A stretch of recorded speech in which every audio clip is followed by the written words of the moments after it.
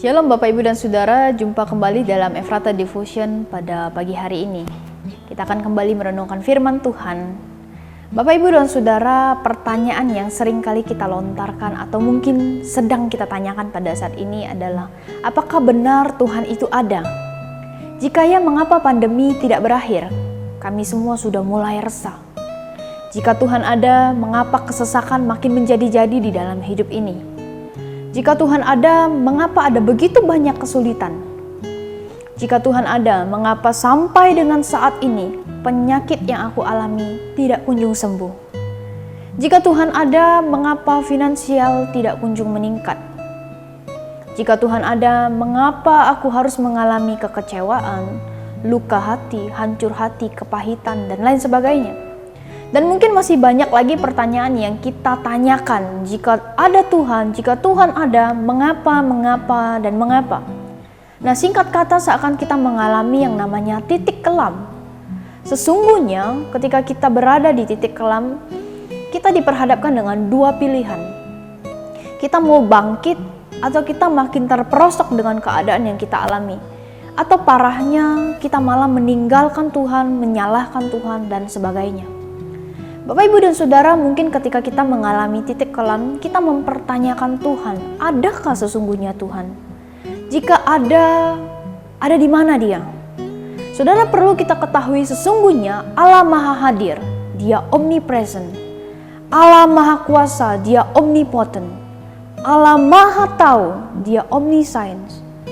Allah Immanuel, Dia beserta dengan kita. Tapi kok sepertinya saat-saat saya ada masalah, sepertinya Tuhan tidak menolong, sepertinya Tuhan membiarkan, dan lain sebagainya. Saat kita mengalami titik kelam, Tuhan ada di mana? Kita bisa melihat dalam Kejadian 28 ayat 15.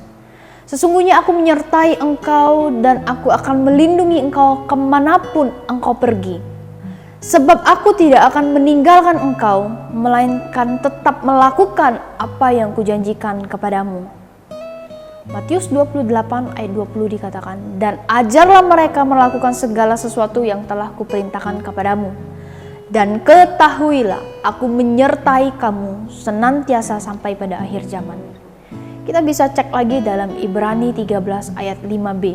Karena Allah telah berfirman, aku sekali-sekali tidak akan membiarkan engkau, dan aku sekali-sekali tidak akan meninggalkan engkau. Bapak, Ibu, dan Saudara, kesimpulannya adalah Dia Allah yang sesungguhnya menyertai kita.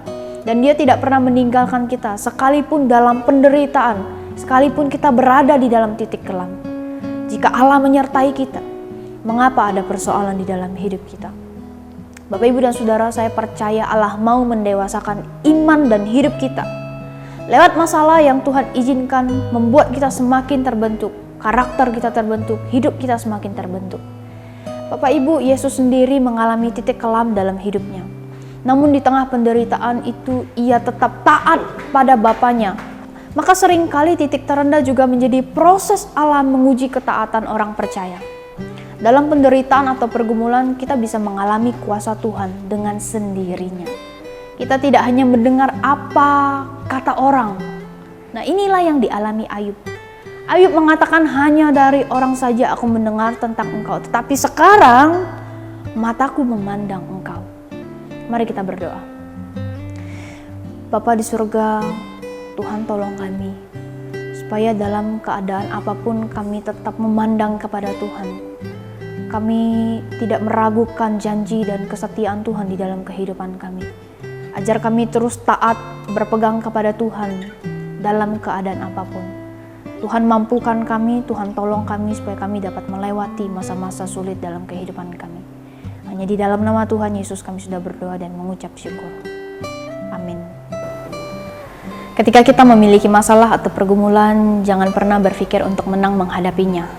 Tetapi pikirlah bagaimana melalui masalah tersebut, kita dapat mengenal dan mengasihi Dia lebih lagi dan lebih lagi. Tuhan Yesus memberkati.